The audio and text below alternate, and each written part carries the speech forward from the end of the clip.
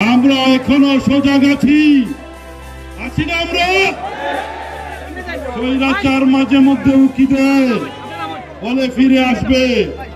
আমরা বলতে চাই আমরা সব সময় সজাগ আছি। আজকের এই ঐক্যবদ্ধ মিছিল তার প্রমাণ করে। আমরা যদি আগামীতে নির্বাচন আসে, ইনশাআল্লাহ অচিরেই নির্বাচনের তারিখ ঘোষণা করতে হবে এবং আমার নেতা তারেক রহমানের নেতৃত্বে আগামী দিন বাংলাদেশের সরকার হবে।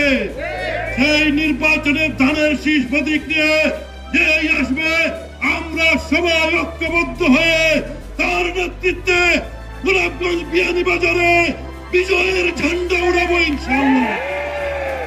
5 তারিখের পরে আমরা দেখি মিছিলের আগে অনেকেই নতুন পাঞ্জাবি পরে আগে আসতে চায়। নির্বাচনেও মনোনয়ন দৌড় শুরু হয়ে গিয়েছে।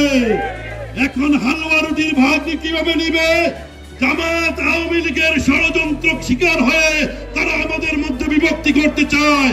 কিন্তু আমরা শহীদ জিয়ার আদর্শের সৈনিক, ইসলাম কঠিন শপথ নিয়ে সকল ষড়যন্ত্র মোকাবেলা করবো ইনশাআল্লাহ।